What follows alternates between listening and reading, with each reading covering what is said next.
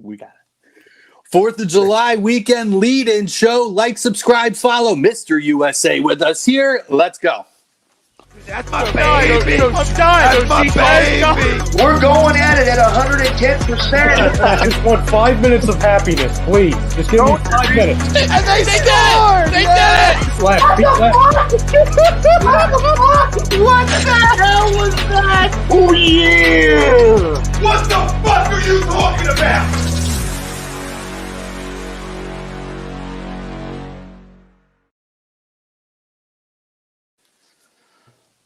What's up, everybody out there, A2D faithful? Welcome to another special Friday edition of Lazy Booking, coming at you live here outside of the Philadelphia area. And listen, guys, we got some real special guests, and we're going to introduce them in a minute. But first, we got bills to pay here on Lazy Booking. First and foremost, mental health, addiction issues, major issue in this country, something that has come more in the forefront now, something being talked about, which is a great thing. And us here at A2D, we are happy to support the Counseling Center and Sunrise Detox. So if you need help, if you need outlets, or somebody you know needs to find resources to reach out to, dial 856-651-8117. Again, 856-651-8117, the Counseling Center and Sunrise Detox. Also, Body Check Wellness, promo code A2D is going to get you 20% off. Hey, by the way, at bodycheckwellness.com, Riley Cote, former Philadelphia Flyer, anytime he joins the Hockey Happy Hour, they have another special package they run with 40% off. So make sure you guys are looking out for that, and make sure you check out our wonderful sponsors at bodycheckwellness.com.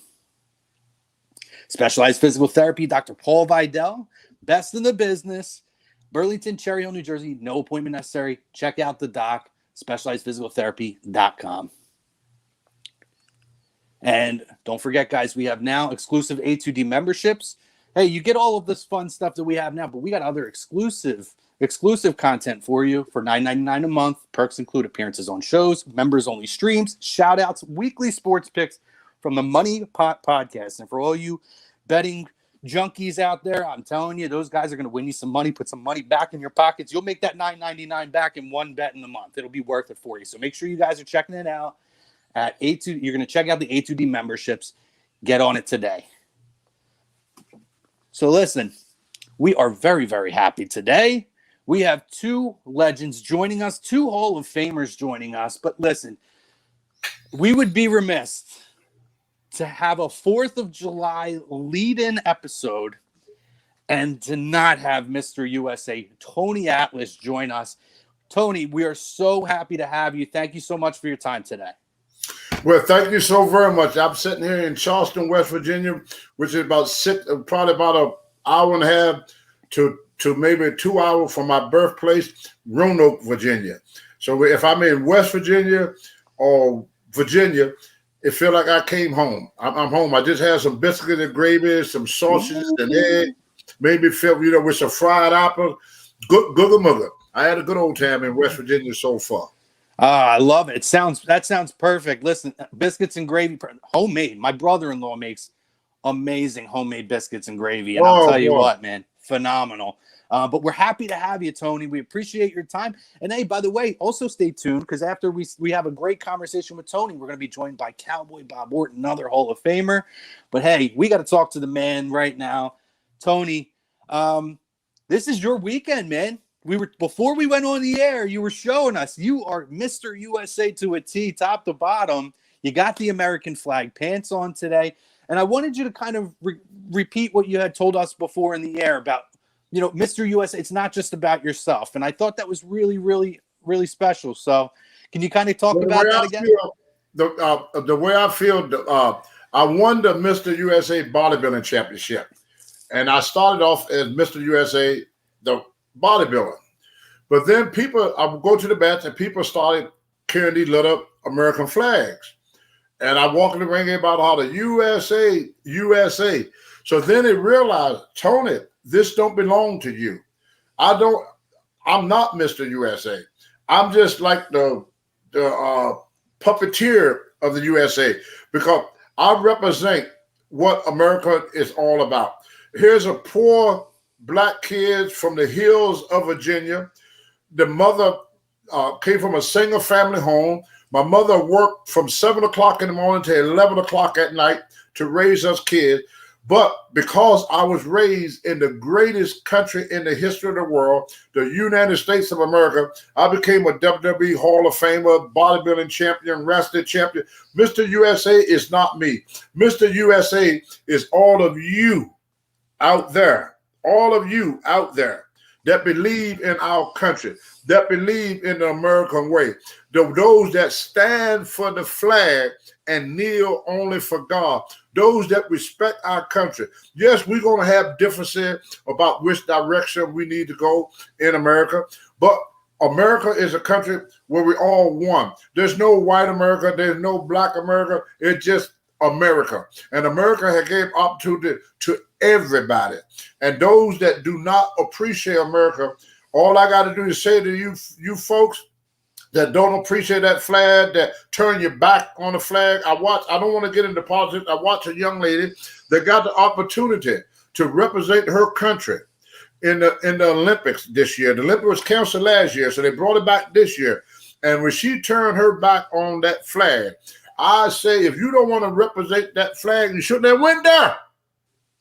My mom used to teach me, son, when you go into somebody's business or you go into somebody's home, you got to respect their property. If you can't respect that, you got no business there. So I say, all you anti-flag, anti-America want to burn down American businesses and do all this and that stuff, y'all got no business here in this country. Leave. Go back to where you at and see if you're going to become a world champion. Go back to where you at and see if you're going to be a successful businessman. This is the greatest country in the world. The only problem is now, over the years, we have gotten to lose respect in that flag. That flag should not be disrespected. People had died and bloodshed. You know, we celebrating the 4th of July. Think of the thousands and thousands and thousands of not just veterans, but policemen, farmers, and people that have sacrificed so us to be the great country we are. So yes, I love my country. I would never disrespect the flag. I would never disrespect my country, and I would never go on foreign soil and badmouth our country. We are a great country. And I'll tell you something else. If America was so bad, how come we got an immigration problem? Why everybody want to come here? That's because a fair point. This the world, but unfortunately, the people that we bring here do not have the respect for the country that they should have. I love America, and those that don't love America, just like my mom said, if you don't like something, don't stay there. Leave. Wow. I mean, go to Iraq where they chop your head off there. Oh my Lord. Yeah. Hey, I know I'm gonna get you kicked off the air. You don't know how crazy that is. Nah, you're good, Tony. Hey, you're Mr. USA. Brother. You got the range. But listen, I say it like I see it. That's okay. Nothing wrong with it. And we love honesty here. So, you know, we want you to be able to feel like you're comfortable and be honest and this and that. And we're not, you know, that's the environment we encourage. So Tony, I'm going to get into the wrestling game, but I'm going to ask you a general question before we dive into your career. So here on, I'm already married. You're a nice looking guy, but I'm already spoken for. I'm sorry. Listen, A2D, it stands for agree to disagree. So one thing we like to do on the show, and we're going to ask you, and we're also going to ask Bob the same question. We always have a poll topic in the beginning that we like to get your insight on something. So when you look at how pro wrestling is now, right? You came up in the territory days, and you were also around for the WCW kind of uprise when they started to make a push towards WWE. Oh, NWA, Mid-Atlantic, Georgia Championship Wrestling, Florida Championship, right? AWA, yeah. New Japan, you did New Japan. I mean, you were all over. So since the 70s. Yeah. So for years, we saw once WCW kind of folded up, we saw that WWE was kind of the monopolization of it, you know, outside of the independents up until with AEW and some of the other companies now, New Japan on the rise again, a lot of these companies. So I want to ask you, do you agree or disagree that competition in the pro wrestling industry is what's best for business? It is what makes pro wrestling thrive. Well, I'm going to tell you something. It fit the subject, but in a way, it don't fit the subject. There was thousands and thousands of wrestlers that was employed. there was hotels that depended on the territory for survival. There was restaurants. There was, when you think about wrestling in the territory days, we just look at the wrestling part, but look at all the people that depended on us to make a living. I mean, because we went to the same towns all the time. The boys would stay in the hotel. It was their best night of the week. One guy told me at a hotel, he said, I look forward to the wrestlers come here. I'll make enough money in 1 week to get us through the month. So wrestling was not only good employment for the other wrestlers. You look at all the wrestlers on the independent circuit that probably never get a chance because it boils down to just one place to work. Where when I started, they had about 30 places to work. So wrestling was great employment, not just for wrestlers, but for other people outside of the wrestling business, like restaurants and grocery stores and hotels, especially hotel and Coliseum and Civic Center. Like I live in Lewiston, Maine, and they hadn't had a wrestling match in Lewiston, Maine in the past 5 years. Whereas before they used to get the WWF, and during that time, used to come there once a month. This is what ended up happening. Vince McMahon did not want wrestling to be part of the athletic commission because they had to pay gate tax, they had to pay for licensing, they had to pay for EKG, they had to pay for all this stuff. So what Vince did, he changed it from wrestling to sports entertainment. So there's no such thing as wrestling. Wrestling was a sport where we took fantasy and turned it into reality. Example, you take like Mark Henry, the world's strongest man, 440-pound man, we're going in the ring and lose to a 160-pound man. That's entertainment. In the olden days, when it was wrestling, they put that guy in the ring with Mark Henry, and Mark Henry would have threw him in the third row. Yeah. You look at the stuff they did to Big Show and the Great Colleen, and then look back at Andre the Giant. If they had told Andre the Giant, and I love this guy, to lay down for Stone Cold Steve Austin, Andre would have told Vince to go F himself because he said the people. Because we was about believability. That's why if you ever notice, in the older days, there was one question we used to get asked all the time that nobody asked no more. Is wrestling fake? Mm-hmm. Because the matches were so realistic looking that when the people left the arena, they went in the arena thinking that this is a show, but they left the arena wondering, what I saw, was that for real or was that not for real? And the wrestler was different then. I remember when they brought Ric Flair back, some of the guys complained about Ric Flair. You know what they were complaining about? What's that? They said his chops were too hard. Oh. Yeah. Stop it. They chopped it. Yes. They chopped the kid. They didn't want to work with Ric Flair. And he was in his 50s or 60s then because when Flair chopped you, he chops. When Harley Race chopped you, he chopped. When Sweet Helsa chopped you, he chopped. I mean, so the guys was enough a tougher breed. Like, I'll give you a quick story if I got time. If I don't, cut me off. When I first started business, they wanted to make me Georgia champion. They would have put the belt on me. So Paul Jones, old-time wrestler, and Wahoo McDaniel was talking to George Scott. And they said, well, we know he got a good amateur background. We know he's strong, lift all them weight, but can he fight in the street? So they sent me to a bar and had two guys to jump me to see if I'm going to win or lose. Well, not trying to blow my own horn. I was a pretty good scrapper back then because I was strong as an ox. I beat both guys. And then they said, oh, yeah, kid, you could be a wrestler now. But that was old school. The guys now that they make champions could not whoop their way out of a wet paper bag. So wrestling, Vince McMahon put an end to wrestling. Thank God for AEW because Cody, who were the second generation from his father, Dusty the American Dream Rose, is trying to bring back wrestling. Mm-hmm. Vince is in the entertainment bit. He even said himself, he said the reason Ted Turner lost the battle because Ted Turner is in the wrestling business. I'm in the entertainment business. People don't know that Vince always wanted to get away from wrestling. That's why he went into the bodybuilding, tried to get a football going. Remember that? He always tried to get little talk shows going, and that's why the Roddy Piper was one of his favorite, because Roddy Piper was his first talk show.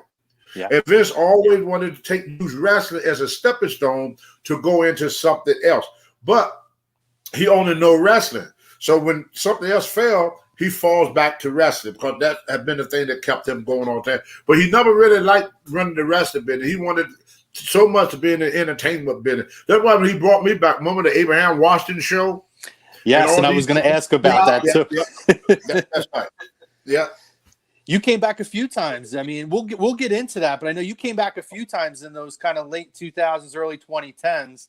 Right. But it's so it's interesting because you do bring up AEW, and again, a lot of what AEW is doing now, right? The relationship with Impact Wrestling, who has a relationship with New Japan Pro Wrestling, and kind of everybody's starting to intertwine. It does seem like there's a different feel about professional wrestling and the industry, whether you want to call it pro wrestling or sports entertainment. There's a different vibe. And again, do you believe that this is going to push WWE, who kind of slowly, they work with Evolve, which was a really big independent company. They bought them out. They're working with a couple of the companies in Germany and Progress and all that. But do you believe now this is going to push WWE to have to raise their game, looking at what AEW is doing, looking at young talents like MJF, Sammy Guevara, and obviously you have the usual, the guys of the elite. And now with guys like Mark Henry and Big Show there, real true wrestling guys, Dean Malenko, Arn Anderson, to mentor these young people into this next wave. Well, this is just my opinion. I don't know for sure because I'm not that smart of a guy. One day a doctor gave me a blood test. He was going to give me a blood test. I stayed up all night to study for it. And they were going to give me an IQ test. And the doctor told me if my IQ was 1 point less, I'd be a banana. So you're not talking to a tower of intelligence. But this is just my opinion. Everybody got one. I think Vince McMahon want the WWE to die with him. He's the type of person that if he can't have it, nobody else could have it. Wow. Vince Sr. told Vince Jr., before you have this company, you will have to pry it from my cold, dead hand. Triple H got great ideas. Triple H is trying his best to get the WWE on the right track. Vince will go against everything that Triple H come up with because he want to have the last say-so on everything. I think that Vince McMahon want the WWE to leave this earth with him. Wow. I think he's doing everything in his power. He already destroyed wrestling. He tell you that. He's not in the wrestling business. People are not listening to this man. He said, I'm in the entertainment business. That's why all these wrestlers are popping up in these movies and stuff like that. That's why he's on the internet with all these movies and stuff like that. He do not like wrestling. Vince McMahon do not like wrestling. I know this for a fact. He would tell you. I go by what you say. If you tell me something, hey, it's coming out of your mouth. It got to be, I believe it. He said, I'm not in the wrestling business. I'm in the entertainment business. That's why you see the goofy stuff that you see on television. He don't look at wrestling. He don't like wrestling. Mm-hmm. He just want to use wrestling as a stepping stone into something else. And I think what he want to do is when wrestling go, he want wrestling to go with him. He want to be the last of the Mohican. He don't want nobody else to take over what he worked for. My wife, God bless her, she had a stroke about 1.5 years ago. She's in the hospital. Oh, I'm sorry. Yeah, and she met him a couple of times. And my wife was a very smart woman, and she met him a couple of times. And I asked her, I said, what do you think about why you say you kept bringing me back? Vince McMahon did not make me. Vince Sr. made me. When Junior took over the title, the first thing he did was took the belt off me and Rocky. And he ended Rocky Johnson's career. Think about that. When Rocky Johnson lost the title, when we lost the title in 1982, did you hear or see any more of Rocky Johnson? Not very much. And think about each time that Vince never book Tony Atlas. The first time he brought me back, he dressed me up like an African, took Mr. USA and turned him into Saba Simba. Remember that? Yep. Had me jump around the ring like, something out of the bushes, live in a mud hut or something. That's what my image. He brought me back again as a manager to Mark Henry. Really, Mark Henry flunky. Not a manager. Not a manager. You seen manager before. Yeah. He know them guys. I was not a manager. I couldn't tell Mark what to do. Mark told me what to do. Yeah. Mark Henry humiliated me on TV. You watch the tape. Every show. I was there for Mark Henry to humiliate. Right. He put me with Mark Henry because that's the only person he knew probably I couldn't whoop.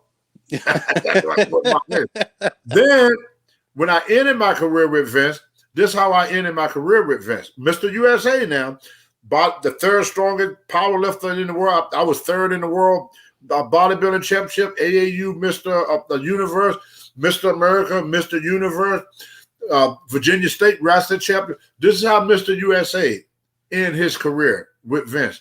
You understand? Yeah. Vince never did anything to help me. He used me. Vince brought me back each time, my wife said, to destroy me. He never booked Mr. USA. Never. Once Junior took over that ring, the people was never able to see the real Tony Atlas again. Yeah. That's why Rocky Johnson left. Rocky told Vince that you are not going to do to me what you did to S.D. Jones.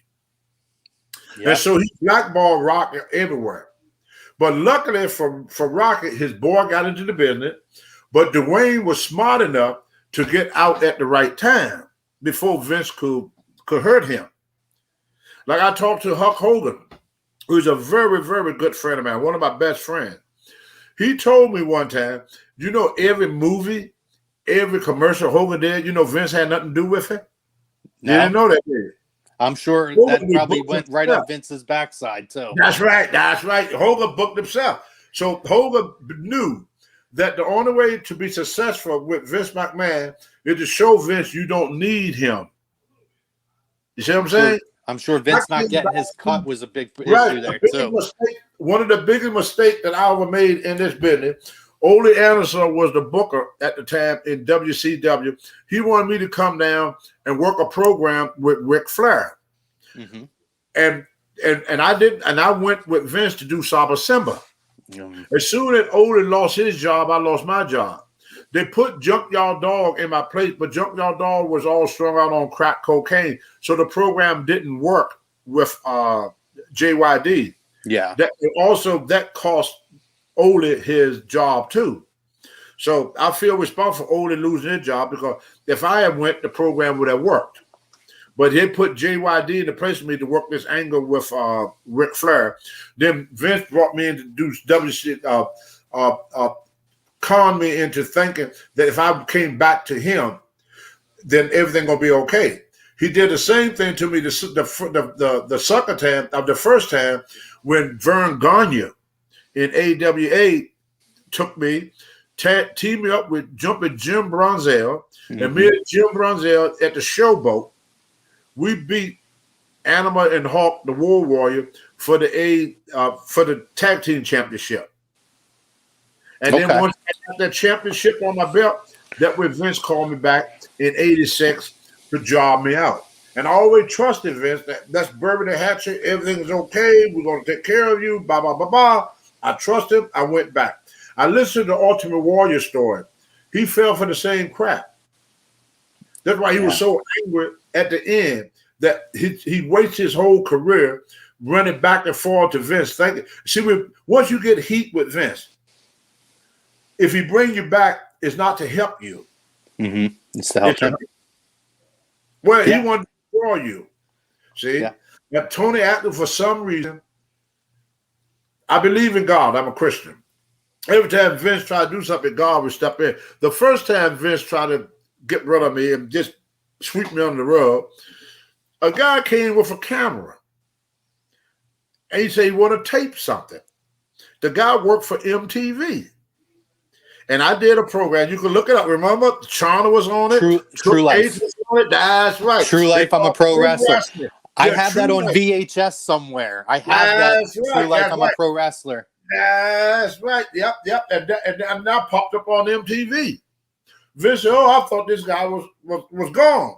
Then another time, well, just recently, Vince got rid of me, and I ended up on the dark side of the ring with the Bruiser Brody story. Yes, yeah. Something always pops up for old Tony Atlas. So Vince could never really bury me because something always just pop up where I show up out of nowhere. And they said, well, we thought that was the end of old Tony Atlas. No, hell yeah. So I just, and also because my love of the gym and working out and everything, I still could wrestle a match. I still could do a match. I could do about a 10-minute match real good. I still could work out. My bench press is not 650 no more. It's 405. So I still could bench press over 400 pounds. I still got like 405 is something else, man. I still got like 20-some inch arm, And I'm a senior citizen. He put me in the ring when I was with Mark Henry to wrestle Evan Bourne. Yeah. Now, Evan Bourne was the quickest, most agile wrestler he had that time. Wasn't a very big guy. Yeah. I was able to keep up with Evan Bourne in the match. I mean, you probably saw the match. Yeah. When I came back to the dressing room, Vince, everybody would tell me, oh, Tony, that's good. That's good. Vince was pissed off. Oh. He didn't want me looking good. Right. He wanted to put this, now you catch it on. He wanted this kid to blow me up in the ring, make me look like an idiot. But he forgot Tony Atlas wasn't just big and strong. I always been agile in the ring. You're an athlete. Yeah, I'm an athlete, so you can't just, And then once I had that match with Elbow, he put me in the ring again. I didn't even realize that. I didn't look bad. If I looked like crap, he would have kept doing it.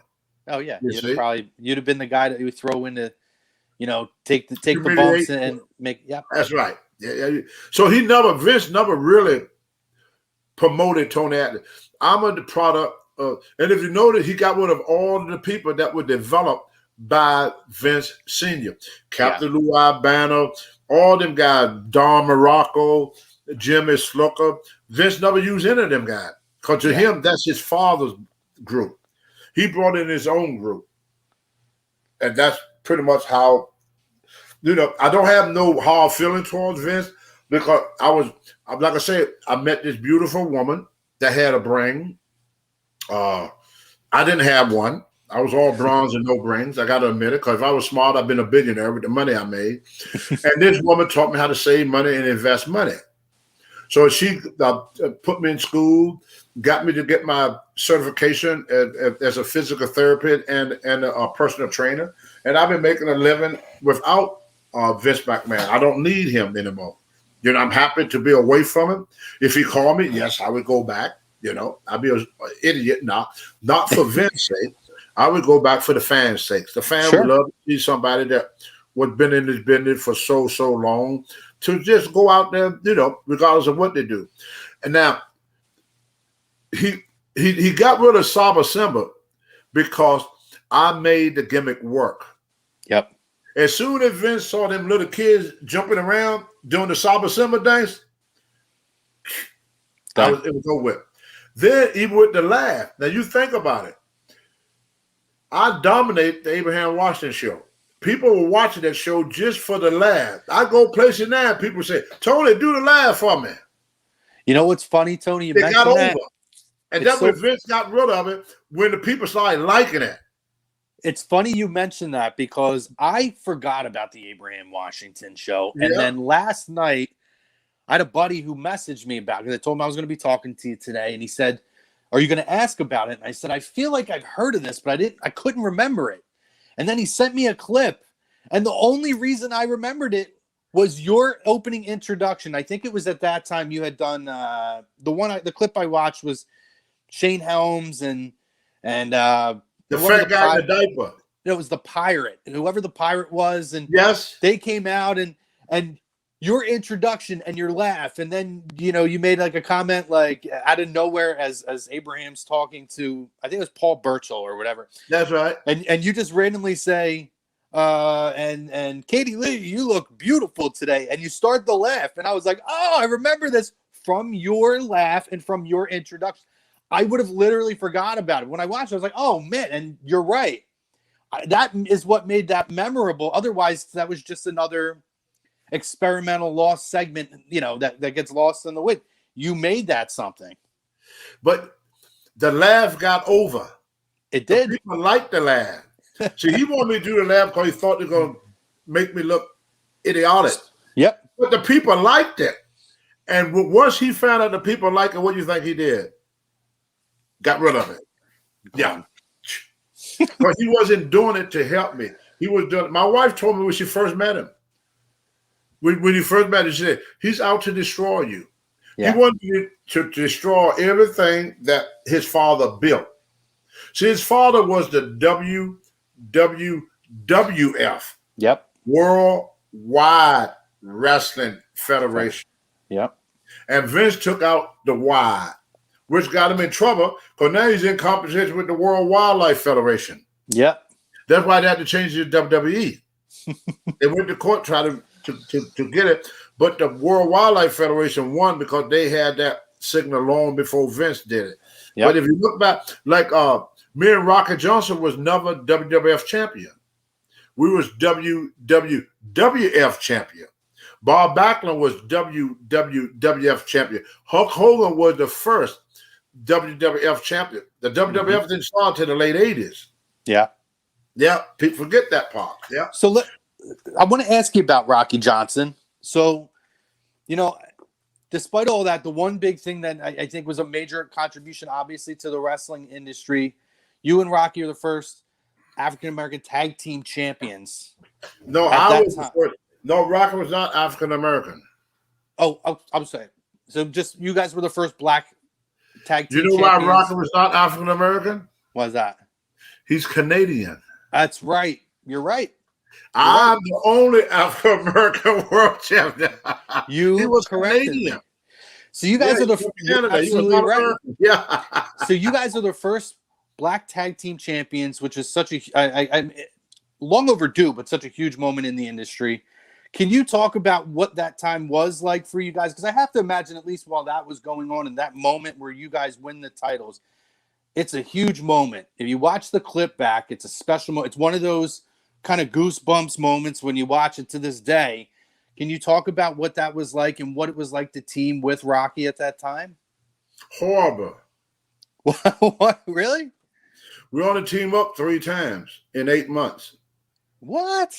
I didn't even realize that. You go on the internet and try to find a match of me and Rocky Johnson. Wow. Go look for one. Nobody paid that no attention. They team up us when we won the belt. They team up us one time or maybe once or twice in between that. And they team up us when we lost the belt. You're only going to see 2 matches of me and Rocky as a team. When we won the belt, when we lost the belt. That is crazy. I don't even think I realized that. I don't pay no attention. You can't find no match. If we were such a great tag team, how come ain't no matches? That's true. And listen, there ain't no matches. They got us. You see us in 6-man. You see us in this. They used to have Rocky in one town and have me in another town.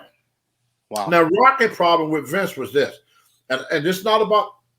It's not getting into racism and all that stuff, but sure. Rocky had him and a guy they called Thunderbolt Patterson. Okay.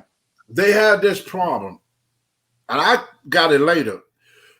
Rocky wanted to be paid the same money that they paid white folks.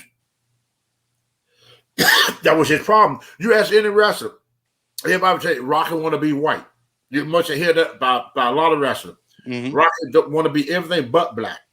The reason was let's say Rocky could be wrestling against Ole Anderson or Dusty Rhodes. Dusty Rhodes would, let's say, for example, we get $1,000 for the match. Rocky get $500. Black wrestler was never paid in them days the same as white wrestlers. Rocket couldn't handle that. To me, I didn't care. I was making $150,000 to $175,000 a year. Some years I had $250,000 a year. Yes, the right wrestler was making $6,000, $7,000, $8,000, $100 a year. I didn't give a shit. Ric Flair was making $5,000. I was making $175,000. I didn't care because I came from old town. You know where Roanoke at. It wasn't. I was born in Clifton Forge, raised up in Lowmore, Virginia. So I was raised in the Clifton Forge Company area. Then, us old hillbilly, David Allen Cole lovers, money was money to us. At least I would make a lot more than I did if I had not been arrested. So this stuff didn't bother me. But for some reason, Rocket being Canadian, he figured he should get the same money everybody else get. So he always had this conflict. And plus, back in the olden days, they could only have one black wrestler as the main event. The next black was just blacks. It was all races. That's just how the old men run. Just like Mr. Fuji was the top Oriental wrestler. So no other Oriental wrestler could be on top when Fuji was there. Bruno Sammartino was the Italian wrestler. So every Italian had to work under Bruno. Couldn't nobody be in, it was based on that because, Bruno represented the Italian, Alvin Puskett represented the Polish people, Chief J. Strongbow. As old as Chief was 50-some years old, they had great wrestlers like Tatanka and Wahoo McDaniel that you never saw in the WWF because the Chief would make sure that Vince didn't use them. And if he did use them, he would do whatever he can to destroy them. So Rocky had this mentality too. Our first match, after we won the title, I rolled back with Rocky to Connecticut. The next day, we were supposed to go to Hartford. Rocky left me at the hotel. No. Rocky tried to get me fired. Yeah, he tried to get me fired several times. So later on, after my career, I talked to Rocky and asked him why he did these things to me. He said, Tony, I was trying to keep my job. Yeah. He said, I knew they was not going to keep both of us. He said, either you or me was going to go. He said, I knew that.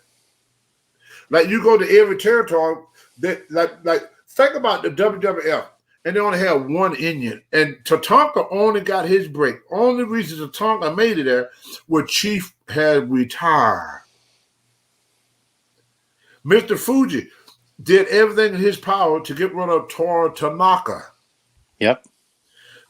Because the way they had it set up, if you was a minority, you had to fight for that top spot. So all my competition in wrestling, personal competition, was not with white wrestlers or Oriental wrestlers. It was with black wrestlers. Every black wrestler I met tried to do everything they can.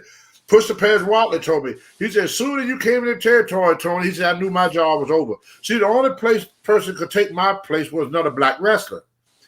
In the older day, they based everything on color. Not now, but back in the 70s and in the 80s. Yeah, yeah. But if you look on it, I challenge somebody out there. Have your viewer say how many matches did Tony Atlas and Rocky Johnson had as a tag team, and you'll be shocked at it. I am twice. Very surprised, particularly with and after we won the belt, we never team up again except when they took it off of us. Yeah, I mean it's crazy because I was born in '85, but I do watch a lot of older stuff. I watch a lot of stuff basically from around '82 and up. Is a lot of when I watch, and when I go back and you look at, and again, I guess it's revisionist history. Yeah, I mean they talk about, and it was such a great moment, but you're probably, yes, you're right that there's not a whole lot of elaboration after. It's more, it's more of the feather in the cap to say we had the African American, or we had it's more the feather in the cap to say we have black tag team champions at a time where nobody else was doing it. I guess it almost seems like it's more of a self-serving thing in terms of what with Vince. When I hear your depiction of it, and you're right, I never really thought about it. Nobody ever thought. You could find of every tag team that they ever had, you could find many matches of them wrestle as a tag team. Wow. Try to find matches of me and Rocky as a tag team. Just try. No, that's crazy. Get your best researchers out there and see how many matches you go. I can only remember 3. We wrestled one. We won the belt. We teamed up in Toronto, Canada one time, and we lost the belt. That's crazy. World champion, and as soon as they gave us the belt, they split us up. SD Jones used to make fun. He said, "Why they make y'all champion and sing Rocket to one town and then sing you to another one?" Yeah, it makes no sense. It's weird. Yep. Very, very weird. You had kind of touched on already. You were kind of in and out, and you came back to WWE after you left WWE. I'm going to say WWF because that's the era you were in. Right. The WWF. You were in and out, and eventually, you touched on the WCW, but I do remember too when you went to AWA. So how was that working in AWA? The biggest mistake I ever made was leaving and going back to Vince. They treated me like gold. They treated me like gold in AWA. And I went back to Vince, and that was the worst mistake. Just before I left, they're going to work a program with me and Bruiser Brody. We were working a program with me and Bruiser Brody. Mm-hmm. So Vern loved me to death. He wanted to do everything for me. Vince saw that, and he conned me into coming back with him. And then he brought me back and just jarred me out. Do you think did Vern hold any hard feelings for you? Kind of, Vern didn't know. I talked to Vern, and I said, Vern, when I talked to Vince, Vince said that he told you that I was going to WWE, and Vern told me nobody told him nothing. Nobody talked to Vern. So it was in 2006 when we both went into the Hall of Fame together. Vern talked to me, asked me why did I leave him. And I said, well, Vince, this is what Vince told me. I got an African trip, and we need you on the African trip. Mm-hmm. And then if I got there, he said, well, I figure, Tony, that when you accept the Africa trip, you also accept coming back to work for us. And I said, well, somebody need to talk to Vern. This is what Vince said. I have already talked to Vern about it. He's okay with it. When you finish here, you can go back. And it was all a lie. Wow. It was all a lie. That's crazy. He knew if I had stayed there, I would have got the territory going. See? Because I'm not trying to blow my own horn, but after Bruno left, they had nobody could draw money. Backlund was not drawing money. I was the first big draw he had since Bruno. Yeah. I sold out everywhere I went. So I was the biggest draw he ever had after Bruno Sammartino. Mm-hmm. And the next big draw came with Hogan. One of the more iconic pictures out there, Tony, is because you at that time, slamming I'm not trying to brag, they have seen nothing like me in the business. Ultimate Warrior had my body, but can he drop kick? Could he head scissor? Could he jump off the top rope? Nope. I was built like the Warrior and wrestled like Rey Mysterio. Now, where you can get a wrestler like that? Yeah, I mean, one of the iconic pictures is you with the press slam of Hulk over your head. One of the more iconic pictures that you can find out there. And he was 340 pounds. And you made it look easy. You made it look easy. I had a 650 bench, an 800-pound squat, a 750 deadlift, and I could clean and jerk from the floor to here, 420 pounds. Wow. I used to do barbell curls with 225 pounds. That's big boy stuff right there. And I had a 30-inch waist. Wow. And a 62-inch chest and 23.5-inch arms. Wow. That's big boy stuff there, Tony.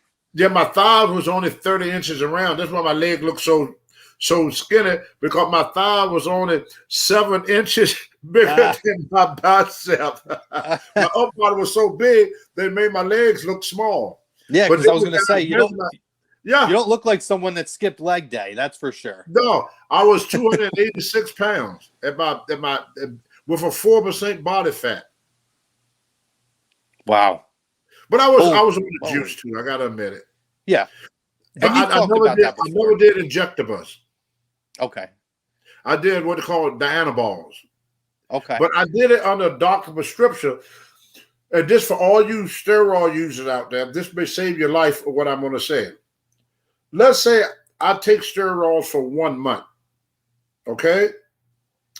It takes a month for them to leave your system. So if I take them in June and stop the 1st of July, it's still in my system the whole month of July. Now I have to lay off 2 months for my natural hormones to kick back in. Yeah. Steroids is nothing but testosterone. The body only produces what it needs. So once I started taking artificial testosterone, my testicles are not working. They won't work because the body got what it needs, so the body only produce what it needs. So that means I have to lay off. I would take a steroid for 1 month. I would lay off 3 months. Wow. Because it stays in your system for a month, 30 days. Yeah. It takes 30 days for it to clear your system. Sure. So even though I'm not taking it, my system is still in my system. So now you have to lay off twice the amount of time that you was on in order to so you don't mess your system up. That's why right now today I'm a man in my 70s and I still got the size. You look at all the other guys that used to take steroids, they don't have muscles no more because they stayed on so long that they destroyed the natural production of testosterone. Right. So testosterone, their body cannot produce enough testosterone to maintain the size and the strength. People ask me, Tony, how you stay so big? I say because I did it the right way. There's nothing wrong. There's nothing wrong with anything we do. Yeah. If you do it right. So let me ask you, Tony, and if you don't want to answer, that's fine. But you seem like I you're know, pretty man. free That's to what I'm talk here about. for.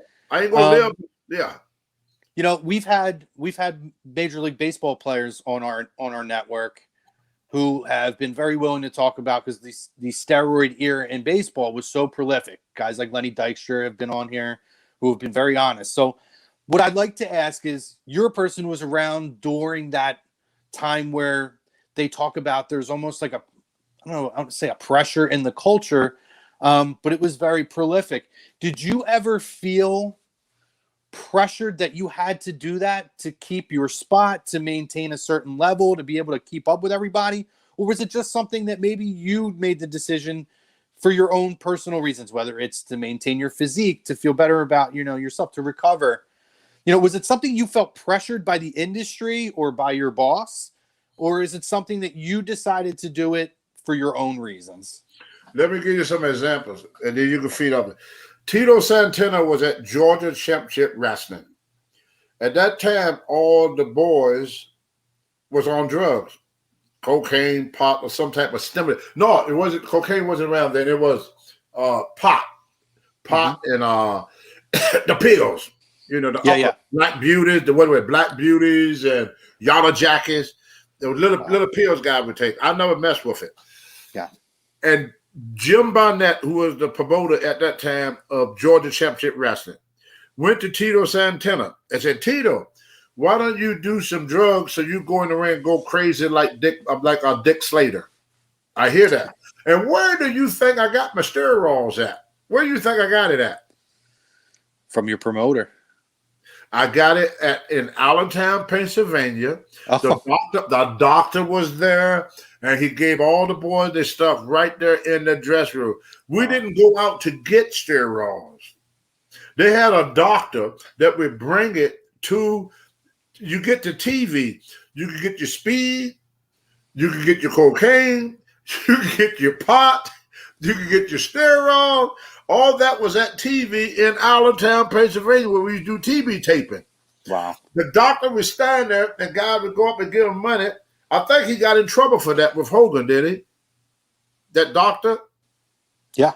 Back when Hulk Hogan got busted with them steroids. Oh, yeah. Oh, yeah. That's the whole federal thing started to go down. To the office. That's how he got caught when they started doing it in the mail. Because Hogan was on the road so much, he couldn't come to the TV to get it. Yeah. So he had to he started having it mailed to him at the office. He'd go to the office and pick up his steroid. Yeah, but all you had to do was get to TV. If we went to TV, did taping every 3 weeks. That's why everything was at TV, because everybody gonna be at TV every 3 weeks.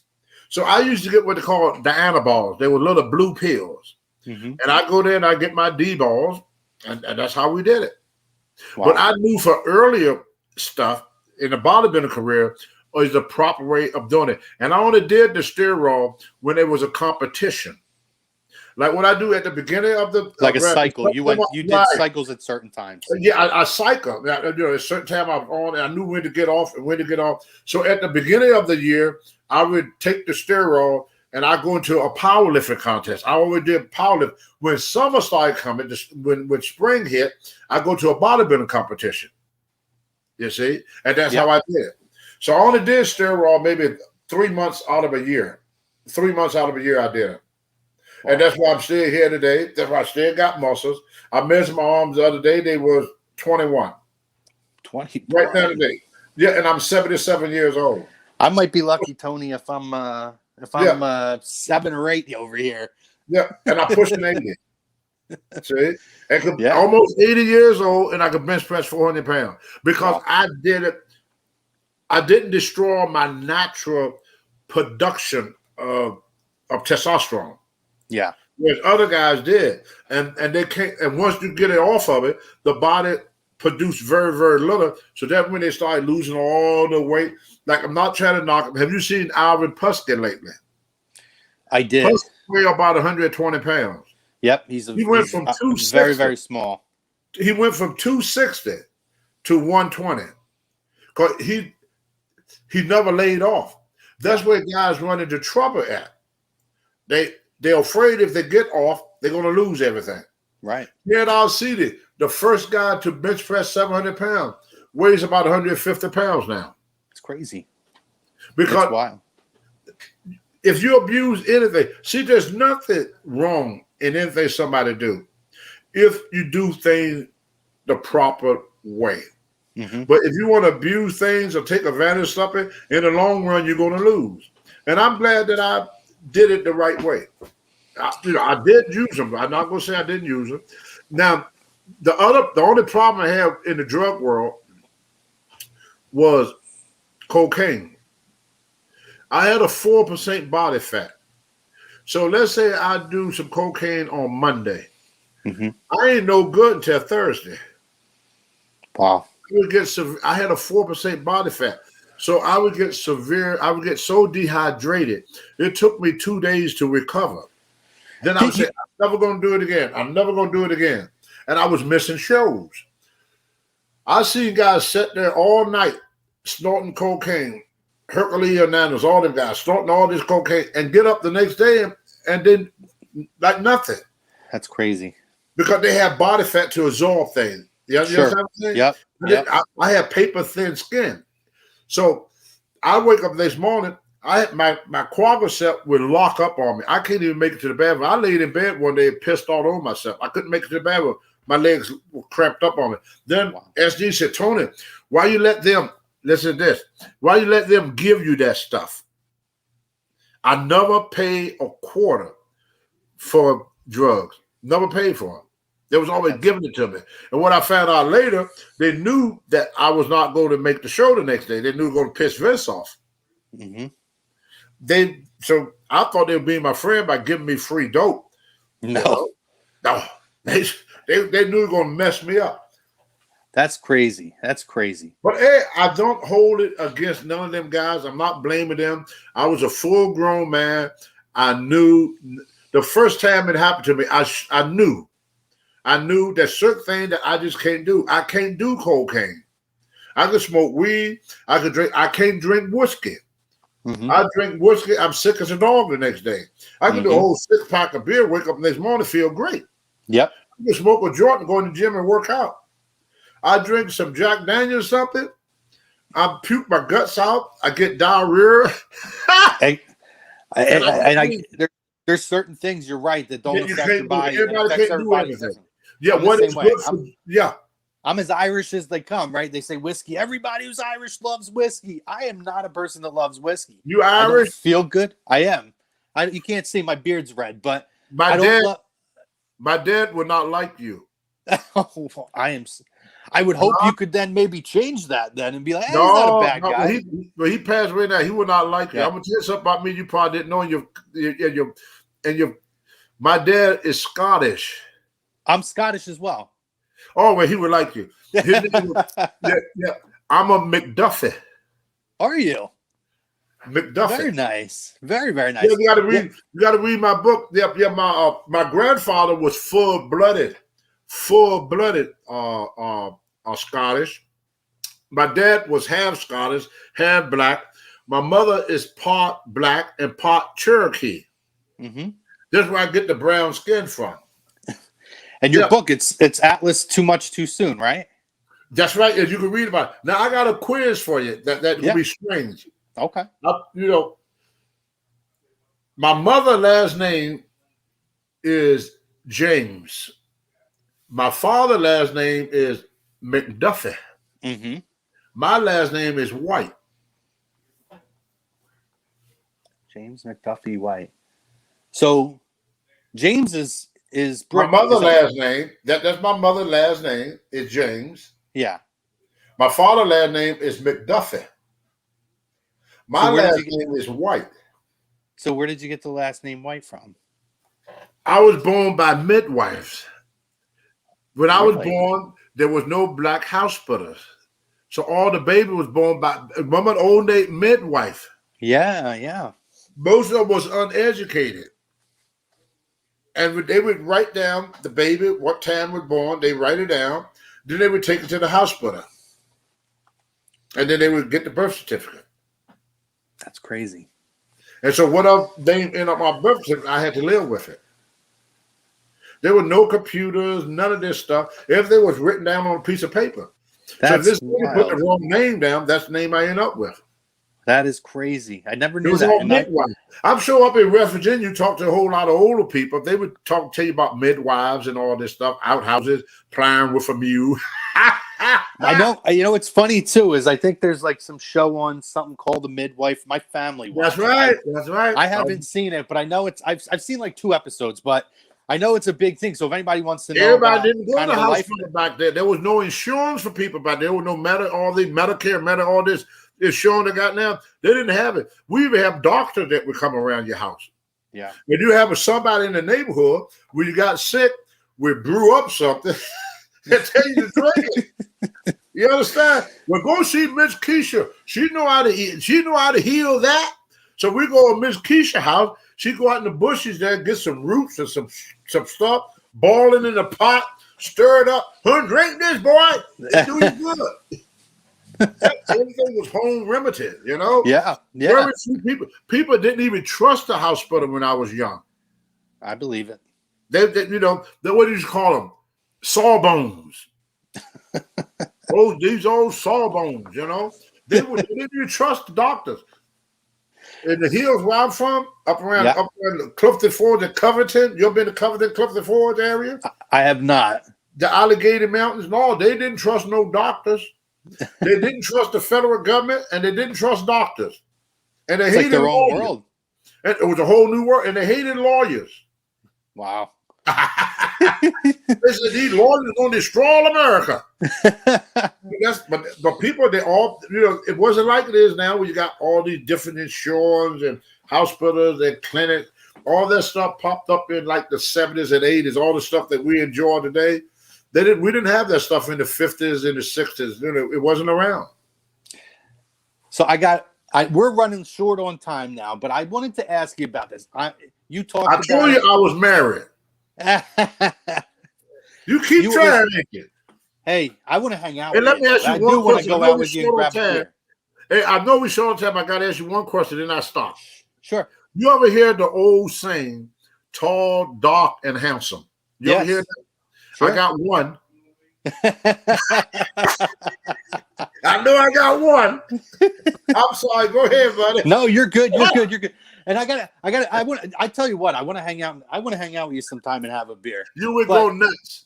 Oh, absolutely. Listen, you mentioned it, and you were on Vice. The brutal. We don't need to ask about the actual thing because we've talked about. There's nothing else to say about it. You were so eloquent in describing your depiction. But what I think would be really interesting, because I'm glad that you guys were able to tell that story. And for Bruiser Brody, who I know hardcore wrestling fans know who Brody is and love him, but it did bring a renewed interest in learning about Brody and his legacy. So as a person who has traveled the roads with him and has gotten to know him. Can you talk about A, just him as a man, and B, you have any like cool or fun stories of travel on the road with Brody that you could share with us? The Brody you seen in the ring was a totally different Brody outside the ring. Brody was a family man. He was a Christian. He was very soft-spoken, gentle jank. Mm-hmm. And one of the toughest men to ever walk the face of the earth. In a real fight, couldn't nobody whoop him. And we all knew that. I couldn't whoop Brody in a real fight, and I was big and strong. I wouldn't even want to try. Brody knocked my head out. He had hands like ketchup mitts.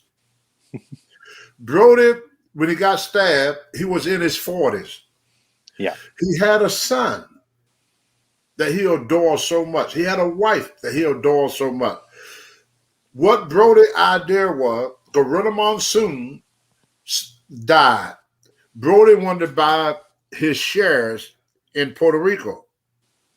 Brody told me he either going to get his money back or he's going to beat the hell out of him. Mm-hmm.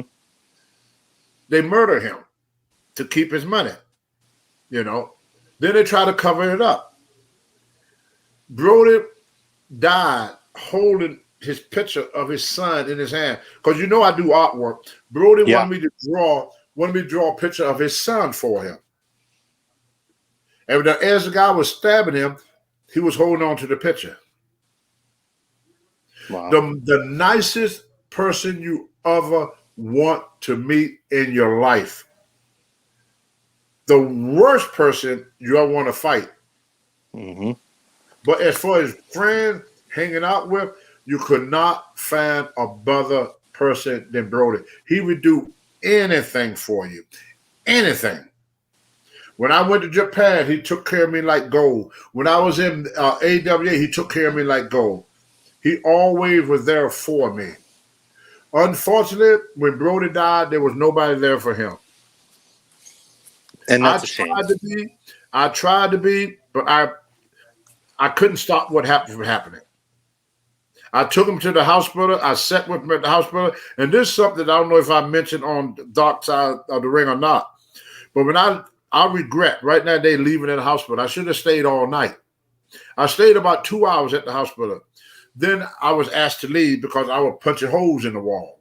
Mm-hmm. And they didn't want me to beat up the hospital no more. So they asked me to leave. And I said, what about Brody? They said he had 2 8-inch cuts, 2. One sliced the liver, the other one sliced the intestine. The doctor said the intestine they have fixed. That's fixed. They say, and they're working on the liver now. They said, your friend is stable. Come back in the morning to see him. I said, well, can't I stay all night? The doctor said, it'd be better if you come back in the morning because half of the people in this hospital are scared to death of you. Yeah. He said, plus, I got to fix all these holes you punch into the wall. So I left. The next morning, I get the call that said Brody had died. Then I met a friend of mine he was, I wouldn't say a friend, but he was more or less an associate. He always saw me he worked at the hospital as an alternate. He said 30 seconds after I walked out the door, 2 men in security clothes came in, went into the operating room and told him to stop working on the wrestler. And I said, what? They came in after I left? He said, no, they were sitting there. And as soon as I left, they got up and came in. They were waiting for you to leave. Wow. To finish the job. And I got to live with that. But I didn't know. I have to live with that I could have saved his life. I left too soon. I should have left until stayed there until I was able to talk to him. And I got to live with that. That I could have done more, and I didn't. Well, in fairness to you, Tony, I mean, considering the stories that we've heard and not just your depiction of everybody else, I don't think anybody could have done much more than what you did. I mean, so I could have stayed. Take some solace in that. Yeah, you were as good of a friend as you could have asked for in that situation. Yeah. And then Sabio Vega, I don't know if you know him. Of course. I went back to the hotel. He told me don't go upstairs. And I said, why not? He said, I got your bag. I said, what are you doing with my bag? I got ready to beat him up for him. Went up my room and took my clothes and everything out. He said, they upstairs waiting on you, Tony, because you talking. He said, go to the airport, get out of here. He said, they're going to kill you. Yeah. He said, they're going to kill you. And me in them days, I said, F them. I said, I'll let them come at me. He said, Tony, they're not going to fight you. He said, they're going to shoot you. Yep. So I had to leave because they were going to kill me. And Sabio Vega, if you ever interview him, he would tell the story. He told me to get the hell out of here. They was talking in Spanish. I didn't understand Spanish. And they said, what is wrong with Tony Atlas running his mouth? He want to get stabbed to death too? Jesus. And they said, well, we're going to have to take care of Tony. He said, I got some people going to take care of Tony. Don't worry about Tony. He's going to get taken care of. And Sabio Vega, who was a friend of mine, because me and him, we hung out together. And, in Puerto Rico, we traveled together. So he was what's called a good friend. So Sabio told me to get the hell out of there. They were coming after me. And so they went up to the room. They were sitting in my room. And as soon as I come to the door, they were going to pump me full of lead. Wow. I ran my mouth. You would have known nothing about Brody if I kept my mouth shut. Nobody in the world would never know. They had a story all made up. When the police told me that the story that was told to him that Brody got stabbed by a wrestling fan as he entered the dressing room. Yeah. That was the story. And everybody went by the story. And then some of these guys gets on my nerve. I like them and everything. When I hear Dutch Mantel talk, it kind of upset me. Because guess who became the booker the next day? Dutch Mantel. A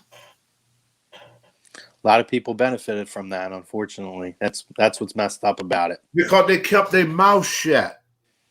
And I couldn't do that. It cost me my career. And you know what happened to me after that? I got blackballed in the restaurant and I became homeless. Yeah. You heard about that, right? Yes. I was homeless.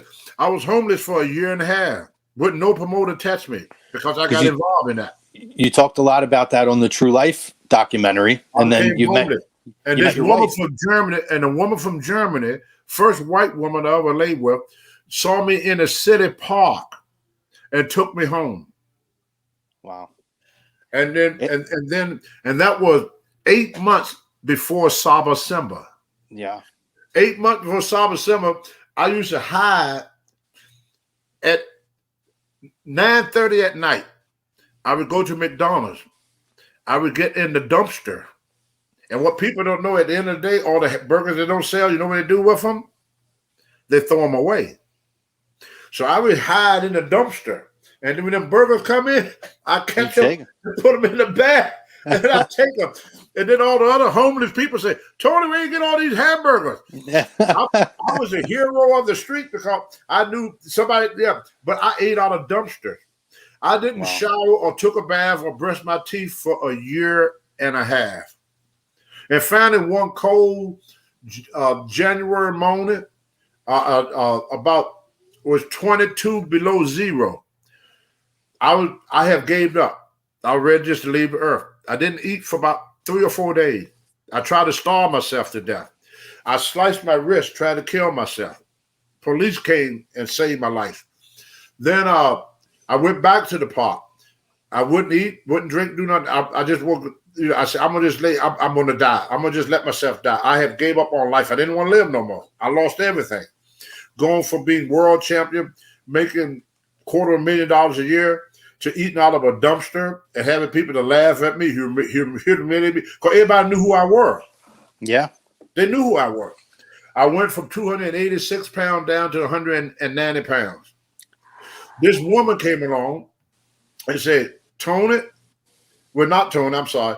He said, if you need a place to stay, you can stay with me. Her name is Monica. She was born in Berlin, Germany in 1941.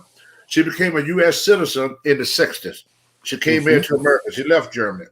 She's from East Germany, not West, East Germany. She took me home. The first day she did, she took my clothes, put them in a plastic bag, and threw that shit away. Yeah. It's probably the right move.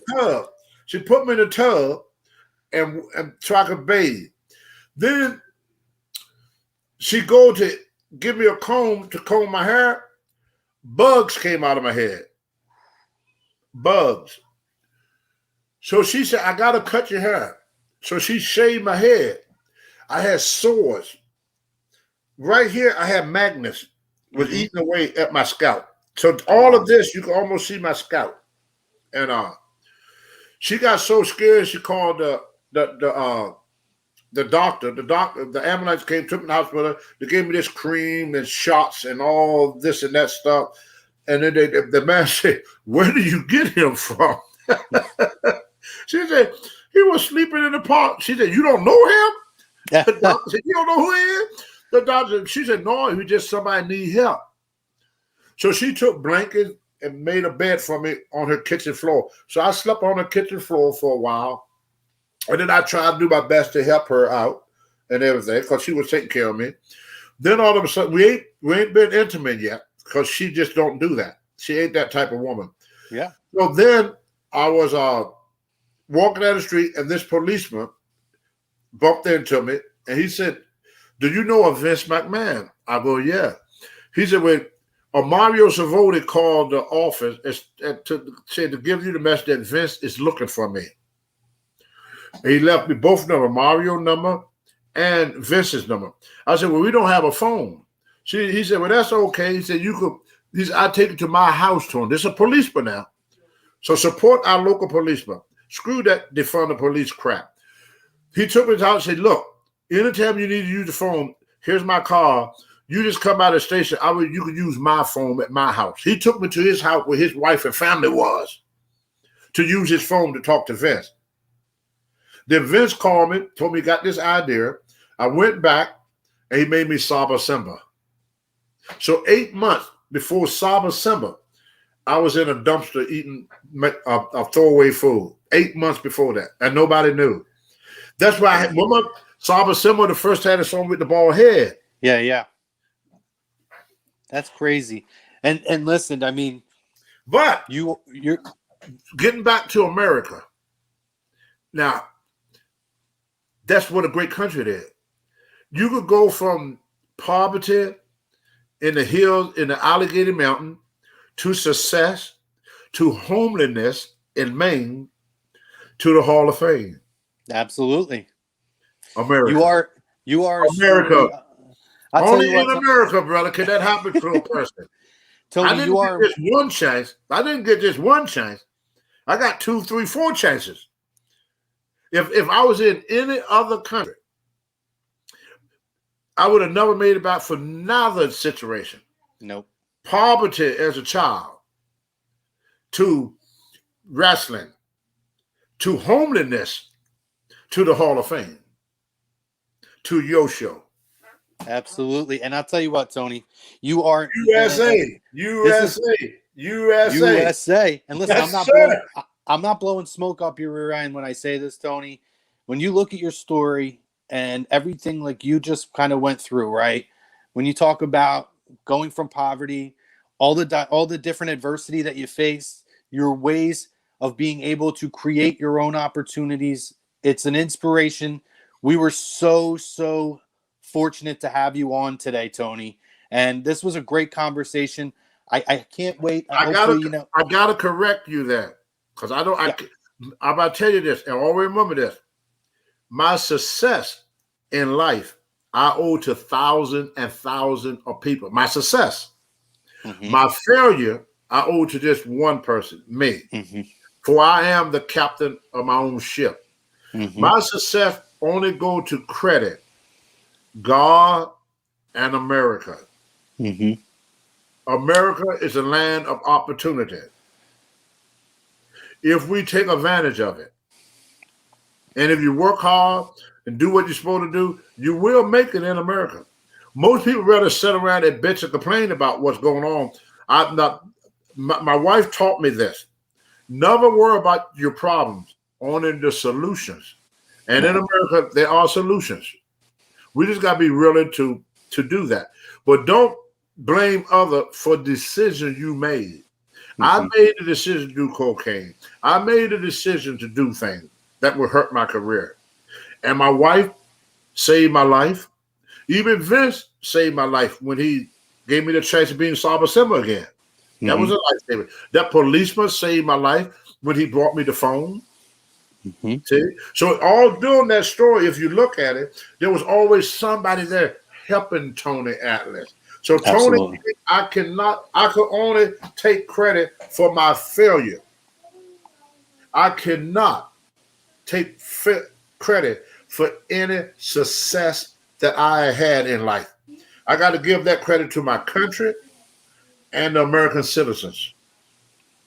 So that's powerful. Failure in life, you look at Tony. My success, ignore Tony. I had nothing to do with it. People came to my aid. My wife came to the park to get me. Vince called me to make me Saba Simba. The policeman searched for me to give me the phone number to Vince. So why is I'm getting the credit for something I never did? Me doing cocaine, me losing my job. Okay? Yeah. Everything else. Like me having this conversation with you, the opportunity to talk to you and your great program. I can't take credit for what we're doing now. You and Chris did this. Americans. All my credit go to my country, my God, and my countrymen. And I refuse for anybody to shit can my countrymen, my country, and my God, because that's what is the best part of Tony Atlas. Mr. USA, like I told you a million times, is not me. It's just what America produced. Yeah. So all my credit go to people like you, Chris, and every American citizens out there that reach out, not just to Tony Atlas, but to people all over the world, everywhere. Israel. Imagine where Israel would be right now without us. Imagine where Germany, Europe would be right now without us. Yeah. Yeah. Hey, Chris is here because he know I talk a whole lot. And so Chris said, you gotta go, and if you don't go, you ain't gonna get no lunch. So, brother, I gotta run because Bob is waiting patiently. Absolutely. And he's a wonderful guy.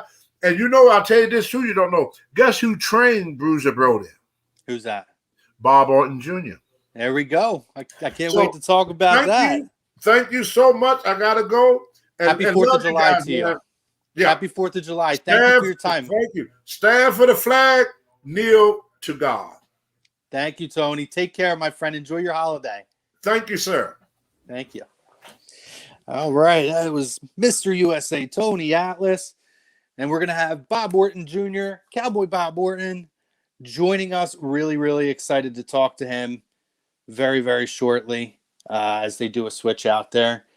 But guys, a lot to take away from that. Let's show some love to our sponsors real quick while we have a minute. Obviously, addiction issues, mental health, major issue in this country. And you heard Tony talk a lot about addiction issues and different things. So listen, look at your resources for yourself or your loved ones. The Counseling Center and Sunrise Detox, we're very happy to be supporting them. And you can call that number 856-651-8117. Again, that's 856-651-8117. Make sure you guys reach out to them for yourselves, your loved ones, find out where your outlets are. Looks like we're going to have Bob popping in here. Oh, yeah. There he is. The legend himself, Cowboy Bob Orton. How are you today, Bob? Oh, pretty good. I can't complain. Oh, we don't have sound, Frank. Can you get that? Are you muted there, Bob? I have no idea. I'm not a computer person. Can you hear me? Can you hear me? I can hear Bob just fine. Oh, it's me. So give me 1 second. I'll pop out and come back in. Can you hear me now?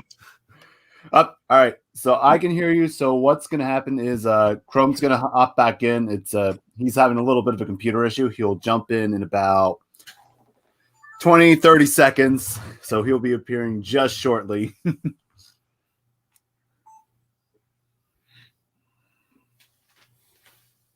You good? You good? Are you good on this end, though? You can hear me? Yep, I can hear you just fine. Cool. All right. I'm supposing you can hear me too then. Yep. All right, there we go. And here he is. Now I got it. Can you hear me, Bob? Yeah, I can hear you. Perfect. Sorry.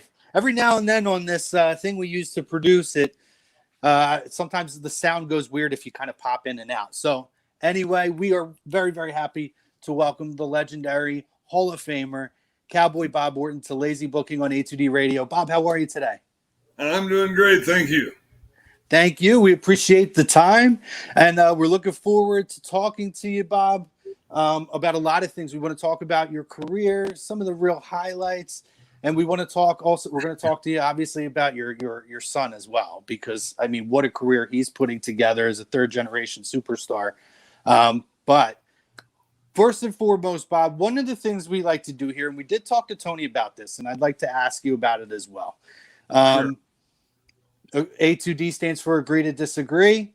So we always have a topic that we like to open the show with. And what we went with today, you came from you kind of went through the territory era, as well as more so when the territory era started to kind of phase out, as Vince McMahon and WWF eventually became kind of the worldwide phenomenon that it did, the WrestleMania era and whatnot. But we saw the days of WCW being around. Nowadays we have AEW. So the question we wanted to talk about is competition between the companies is what's best for pro wrestling. It breeds the most out of, both out of all wrestlers and companies. So do you agree or disagree that competition is very healthy for the business? Well, I think the competition gives a lot more guys a lot better chance to go to work. Not just one guy's running the whole show, but it's hard to touch Vince. It's true. It's very, very true. And to your point as well, I know when you see a lot of wrestling fans, and if you follow the internet here where everybody has a lot to say about things, it's always, why doesn't this person get pushed or that person get pushed or this person get opportunity? There's only so many jobs. There's only so many positions at the top. So the more opportunities there, then there's more. Not everybody's going to be able to do it under the one umbrella. So to your point, absolutely. But we're happy to have you, Bob. We want to talk about your career to start off. And, you were trained by Hiro Matsuda, who is one of the very iconic trainers. We've heard so many stories when you talk to, Hulk Hogan. We've had Larry Zbyszko and a couple of others on here kind of talk and go through. Tell us some stories about what some of those processes were like. Can you talk about what it was like to train with Hiro Matsuda? Well, you had to do a lot of jumping squats. That was the most important thing. He'd have you do 1,000 a day. Yeah. And but Hiro was very good. He taught me the moves and everything, and Dad taught me the psychology. So I had the best of both worlds, really, because Dad was one of the greatest in the ring as far as when to do what and when not to, and Hiro knew every move there was out there. So yeah, I'm lucky. Did you have any of those tough stories, like Hulk talks about getting his leg broke? Did you have any kind of crazy stories like that working with Hiro?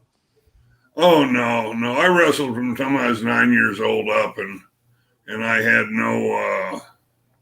I didn't need to show anybody how good I was or how tough I was or anything like that. Everybody just knew. Everybody knew. You were absolutely, and you were one of the toughest back, in your time and in your prime. You came up. You worked in Florida early on in your career. Which I started in Florida for just a few months, and I went to Georgia for just a few months, and I went to Dallas for just a few months, and I went back to Georgia for 3 years, I guess. Yeah. And you were in so many hotbeds too, because when you look at that era, it's Florida, Georgia, Texas, and Minnesota seem to be what produced so much of the legendary talent. So what was it like working in all those territories and kind of coming up, obviously, as a generational superstar already, but having the ability now to kind of work in all those hotbeds at that time? Well, the talent there, like you're saying, was just great everywhere. I think back in those days, maybe everybody could have been a main eventer because everybody was good. You know, no matter who you were on the card, you pretty much knew what you were doing. Mm-hmm. So you learned something every time you went out there, no matter who you were with, which was probably a plus. Oh yeah. Yeah, getting that experience and working with different talent in different areas, different fan bases, different parts of the country to you know, because I know we're right outside of Philadelphia, right? So everybody knows the Northeast fan, New York, Massachusetts, Sure. Philadelphia, different type of group than when you go down to say Texas or other areas of the South. Still lively, but very different. But you had those ability, and you had a lot of really early feuds. You got to work with guys like Bob Backlund. Yeah. Can you talk about with that? And that was kind of when you first moved into WWF at that time. Bob Backlund had been a historical champion, held the title for I think almost 6 years, or might have been 6 years. Yeah. So can you talk about first of all when you were first approached by the WWF, what that was like in terms of talking with them and coming in? Gosh, I don't remember. I was just one of the guys that wrestled. I think I might have called them. I don't know. I just don't remember. I think things back then were probably a little different than they are now. Mm-hmm. But basically, I stayed in the South until I went to Minnesota, and then not long after Minnesota, I went to New York. But I think back then we were like nomads. We moved from here to there and everywhere, but I'm getting up there. I don't remember a whole lot. That's okay. That's all right. Everybody wanted to go to New York. I know that was a big deal. Yeah. So what was it like? Because you said you worked all over, right? You did go to Minnesota. You went to Florida. New York's a different monster. Going up and working in the Northeast, working places like the Spectrum in Philadelphia, Madison Square Garden.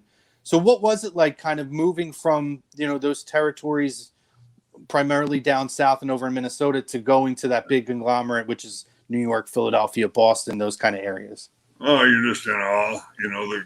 The crowds every night were 15 and 20,000 opposed to 3 or 4,000. Yeah.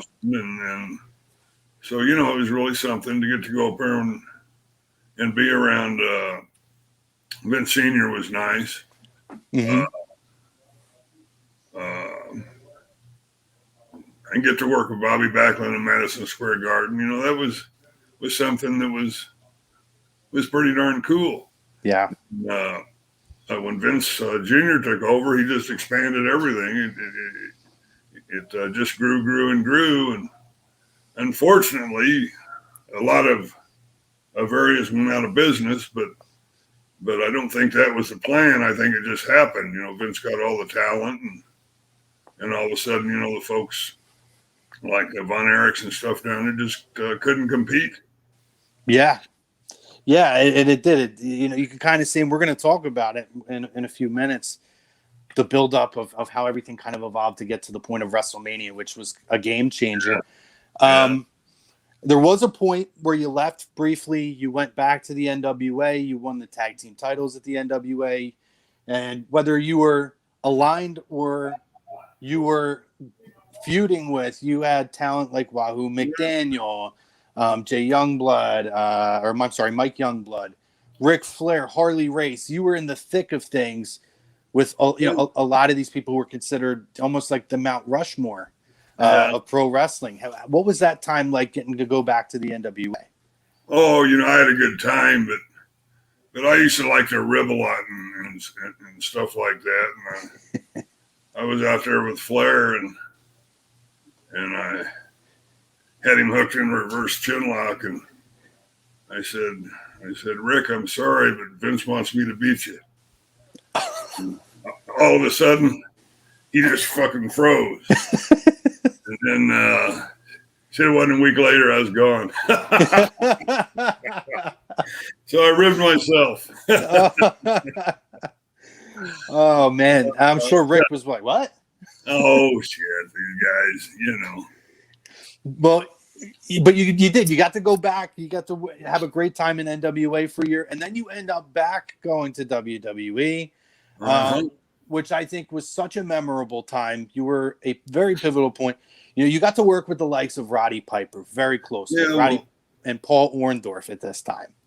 Yeah, I was pretty lucky because they really didn't have room for me to come up there, and then I don't know whose idea it was. Vince's probably, might have been Roddy's. I don't know. Is bring me in as Roddy's bodyguard. Mm-hmm. And so that's how I got to go back in so quickly. Usually it takes a while to get back in, but I was lucky. That's all. And I had talent. Yeah, you were really talented, and this becomes almost a very pivotal point, I think, for you, because you had such a great character development at this time, and working with Roddy Piper and eventually Paul Orndorff to build to WrestleMania. We got to talk about the cast, though, because that cast is so synonymous. Can you talk about that period of time where you end up being hurt, you wear the cast, and then you end up basically having this cast for years at this point, or it felt like years, and it became a big staple of your character at that time. Well, when you keep going and you've got a broken arm, it just doesn't heal. So the cast kept me in one piece, so to speak. Yeah. That's no big deal. That's all there was to it. Yeah, it's true. I love it. You guys have this amazing feud. And this is the rock and wrestling era where MTV starts coming in, and we're starting to build. You had the war that settled the score, and all this stuff, and WrestleMania starts to kind of come to fruition and become a thing. And I know a lot of you guys risk, because if you hear stories like Hulk talking about how a lot of people worried about being blackballed coming out of this, so that if it wasn't a success, or other people going to bring you in. But you guys have this amazing feud with Hulk, with Mr. T, that builds to the main event where it's Roddy Piper and Paul Orndorff, Jimmy Snuka in Hulk's and Mr. T's corner. And you're obviously a big part in Roddy Piper and Paul Orndorff's corner. So can you talk about that event, the build up to that, going into that event, and what that crowd was like in the main event of WrestleMania, the original WrestleMania? Oh, the crowd was unbelievable. That was kind of a make or break thing, and nobody really knew how it was going to go, and all of a sudden, boom! It just hit so big, and being Vince was just off and running. But I think he put all his eggs in that basket, and it paid off for him, because no looking back. But 37 later, right? Yeah, just being in that position was an honor. So I was just happy to be there.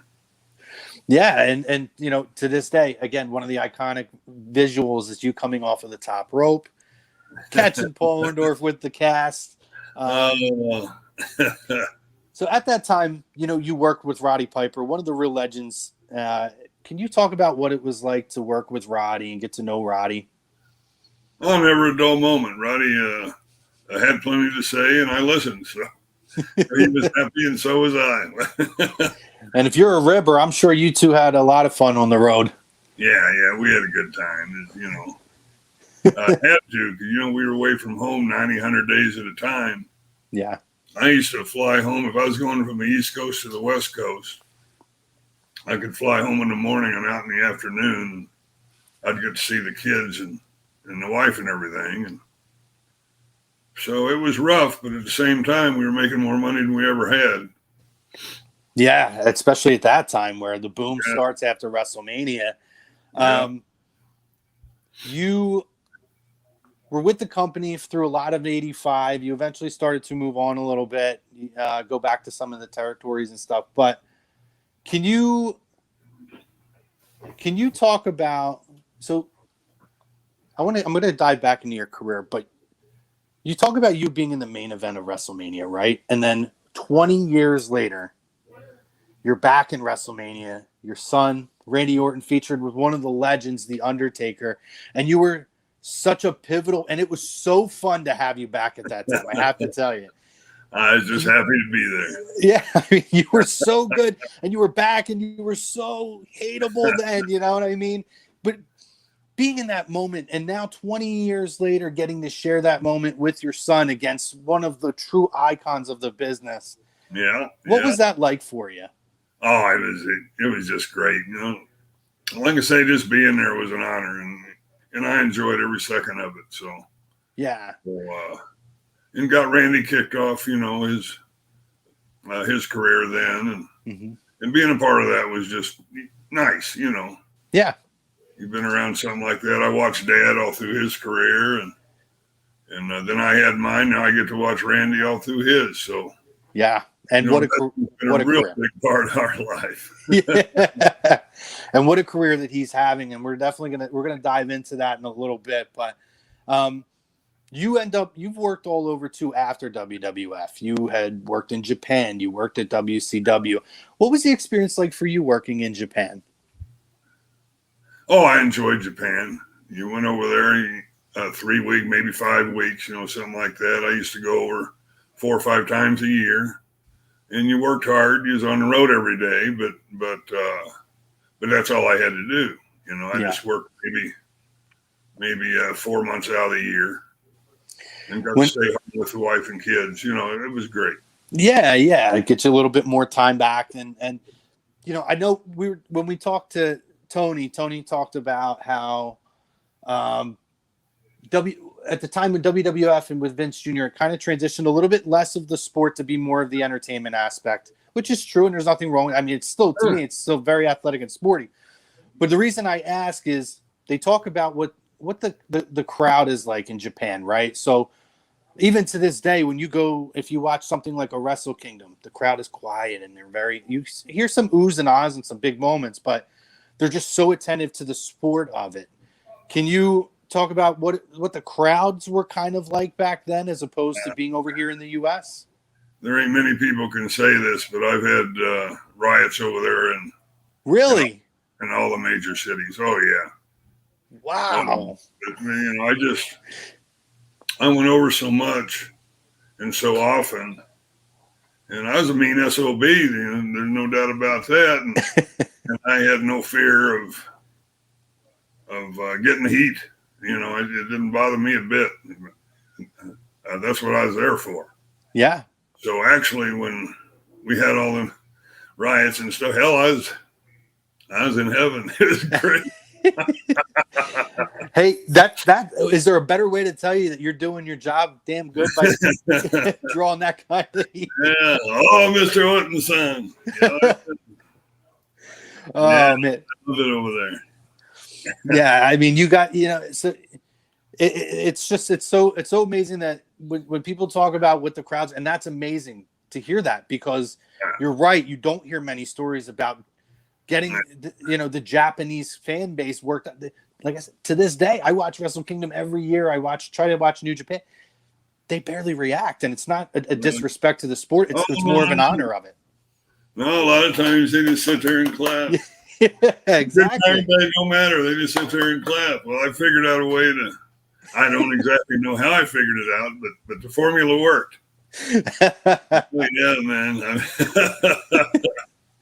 That's kind of funny too. That, you know, that's what I was there for. You know, that's what makes, I mean, you know, gives me my inspiration is to get them fans going, and you know, that's what I have fun doing. I like to have fun.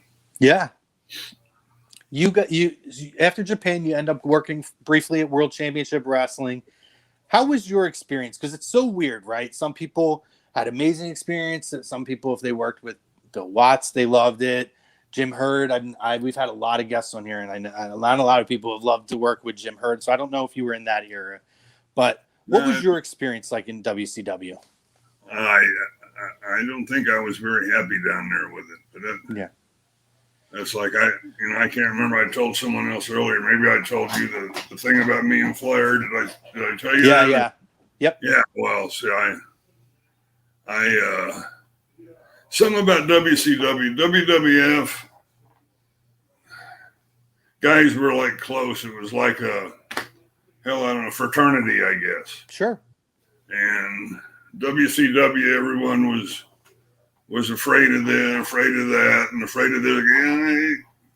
It was just like like you're in the middle of a bunch of cowards, and it just, you couldn't have any fun down there. Yeah. And that's why I didn't like it. Shit, if you can't go to work and have a good time, and find another job. And that's what I did. I went back to New York. And that's what I've heard a lot of is, it's very political there, and guys had to worry about their spots. It was a very tense work environment. Yeah, it's ridiculous. Some of them guys were, Jesus Christ, they couldn't break an egg, and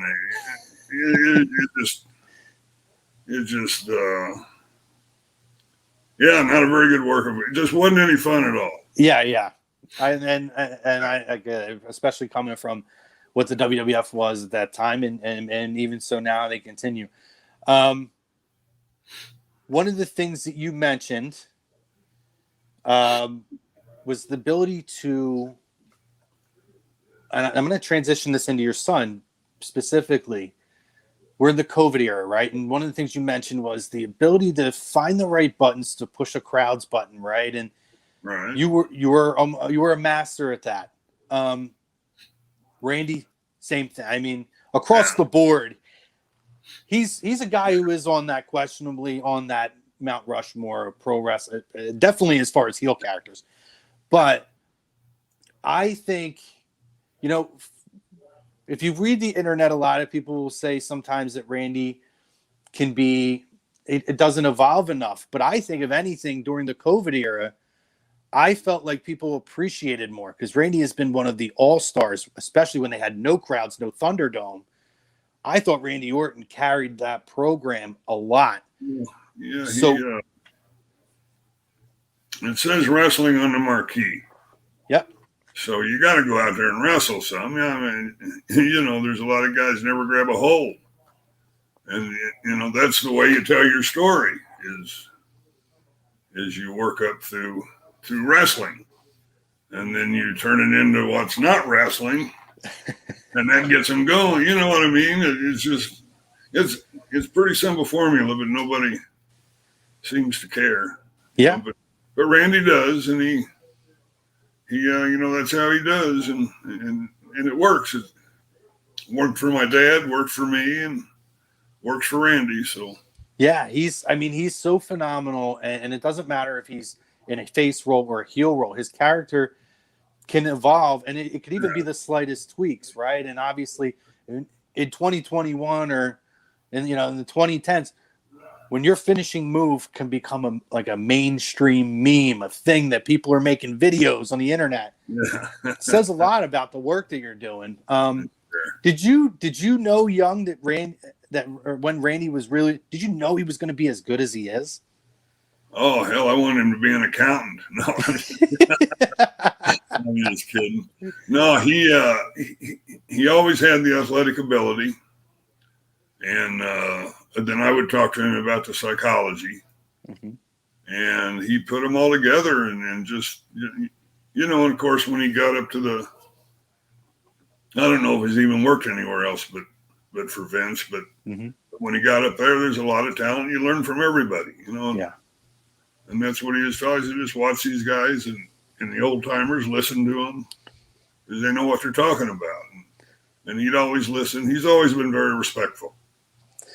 Yeah, I mean, he, when you look at him, and he gave a great interview not long ago with Steve Austin too on his podcast, Broken Skull Sessions, which, by the way, if anybody hasn't checked it out, go check it out. I love hearing when he talks.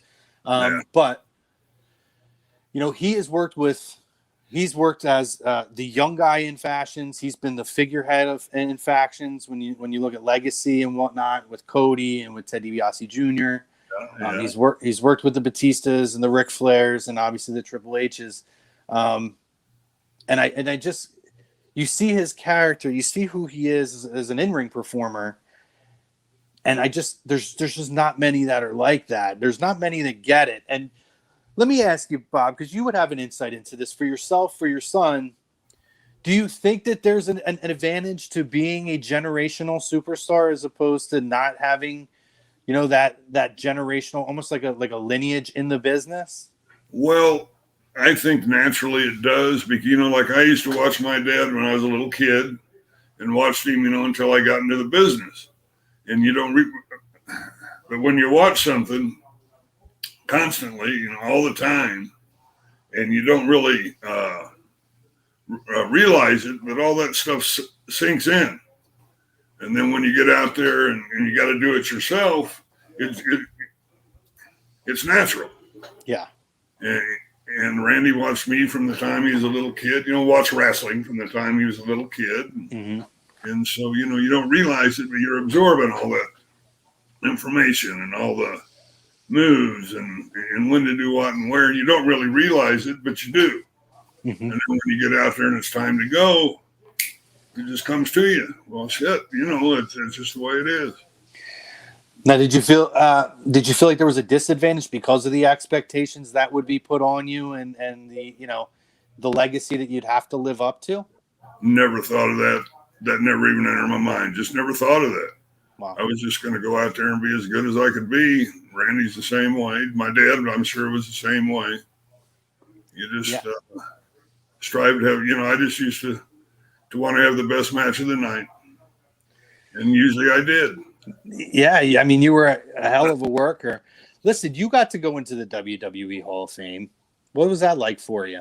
Oh, it was great. What an honor to be recognized. As part of that group. It's pretty elite. Class of fellas. Yeah, that was what, WrestleMania 20 weekend, I believe, or 21. I think so. I think it was 20. Yeah, because it was 20 years after the original WrestleMania. I remember that. But real special moment in being able to go in, and I think long overdue as well. So how much of the current product do you watch? Do you just watch WWE? Do you just watch Randy? Do you watch other programs as well? I basically just watch Randy. I'll watch him, and used to we'd talk about stuff, but anymore we don't. I just watch him, and I. Like he's my son, and of course I'm going to feel like this, but I think he's the best they got. And once in a while I'll watch some of the other stuff, but generally I just watch Randy. Yeah, well, I mean, I don't think it's just because your son. I think he is definitely one of the best that they have. It's been proven time and again. He's in some of the most He's always in a meaningful program. And I know, especially, like I said, during COVID era, we talked a lot on this show about you respect performers because your industry it's been so dominated by crowd reaction and being able to tell a story, engage what's working and not. Right. You don't have that. You have to rely on instincts.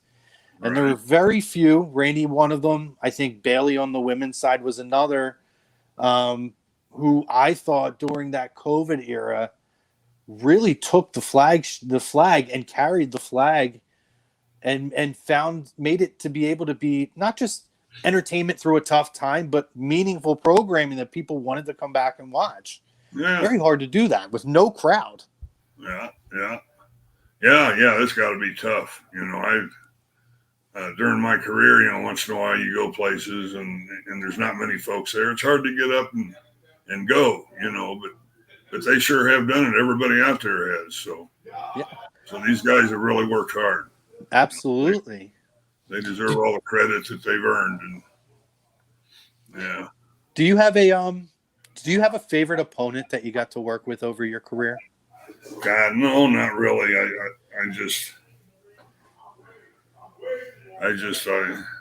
didn't work with Dusty much, but it was sure fun getting out there with him. Yeah.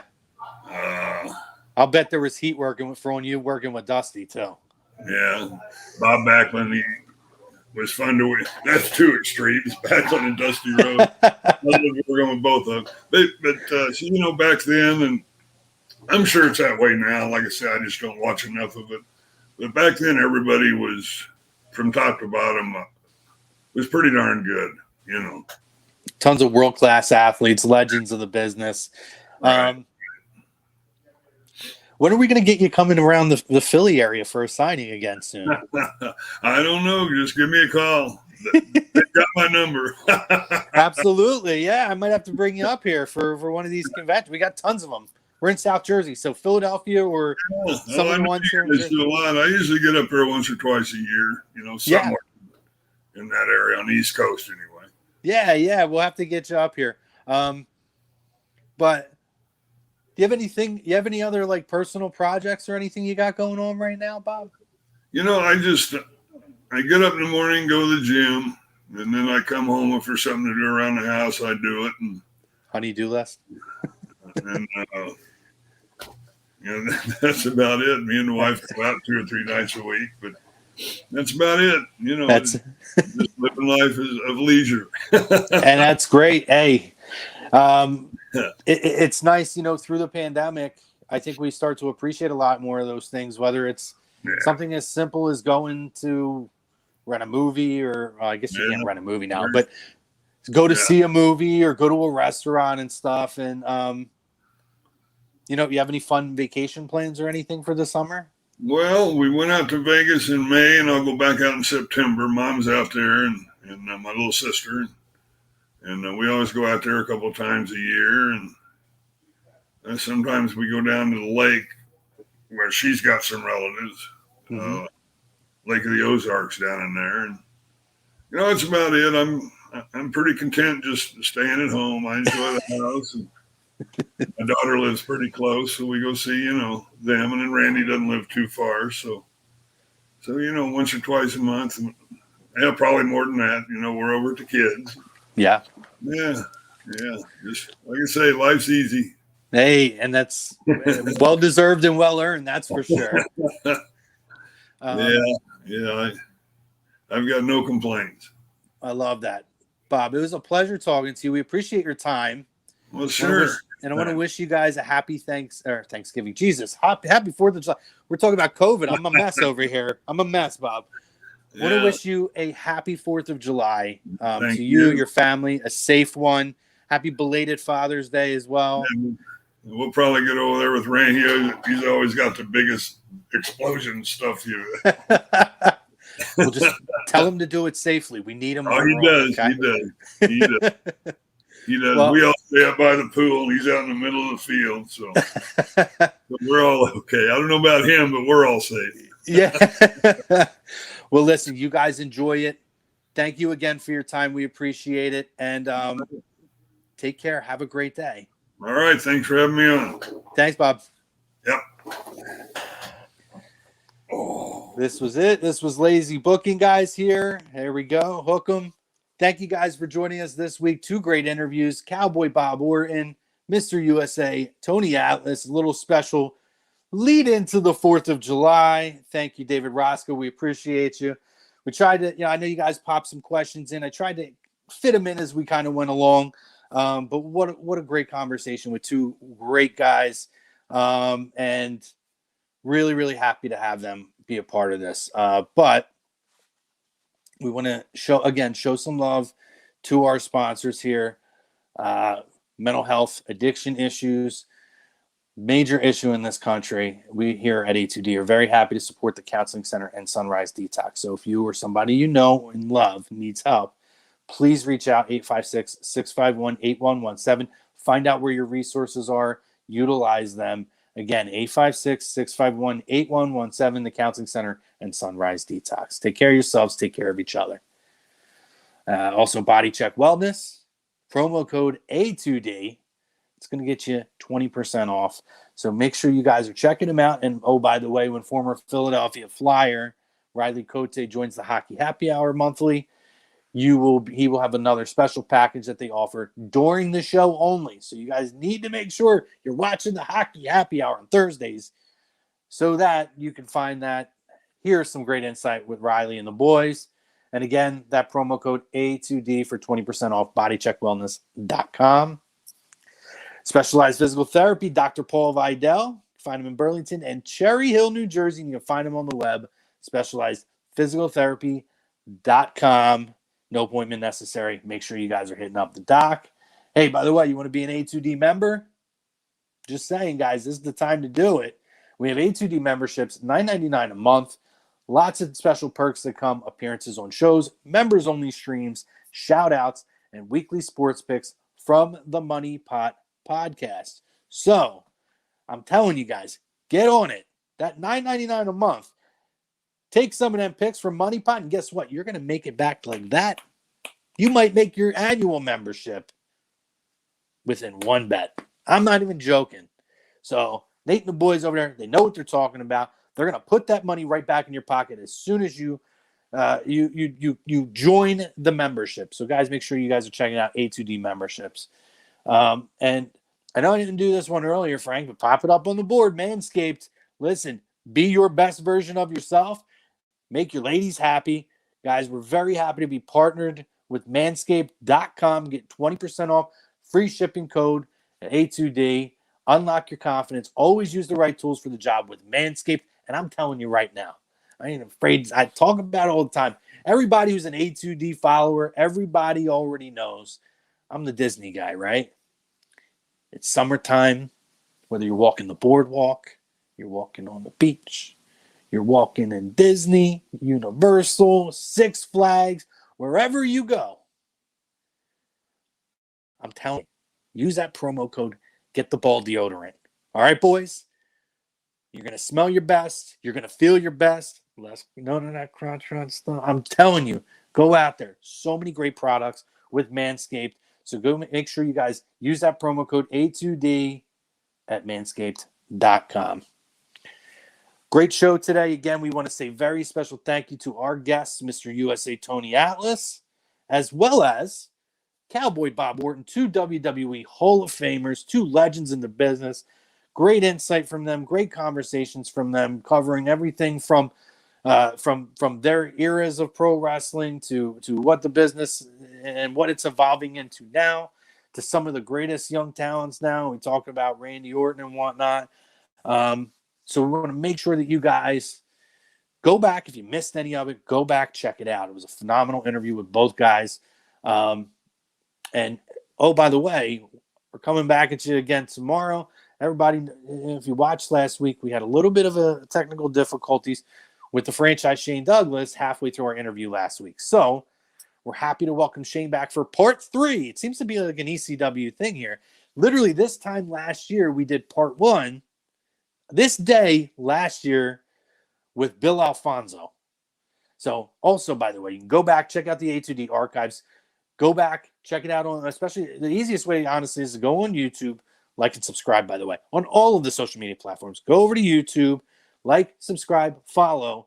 You can check all the videos. If you want to check out some of the archived interviews we've done, we had D'Lo Brown recently. We've had Ken Shamrock, Psycho Sid Vicious, Nikita Koloff, Ted DiBiase, Larry Zbyszko, Candice Michelle. I mean, the list, it was on and on. Now Tony Atlas and Bob Orton. And you can check out Fonzie parts 1, 2, and 3. Now you can go back. Hey, you need to kill a little time today? Why don't you go back, check out parts 1 and 2 of the franchise Shane Douglas. We left off post WWE. We were just getting into his reiteration back into ECW, which we're going to pick off tomorrow with the revivement of the Triple Threat. Please make sure you guys go back. Join us 11 a.m. tomorrow morning. I'm sorry. Oh, I'm wrong. 9 a.m. tomorrow morning. Whoops. 9 a.m. tomorrow morning. Myself, Andy Ritter, who was part of part 1, missed part 2, but he's going to join us again for part 3. Me and Andy Ritter from In This Very Ring, which you can catch on Saturday nights either on a2dradio.com. We're going to be having part 3 with the franchise Shane Douglas, ECW icon, legend, former world champion, and a hell of a guy. So we're looking forward to that. But again, for myself, Frank Vespi and the ones and twos, namaste, my friend. Appreciate everything you did.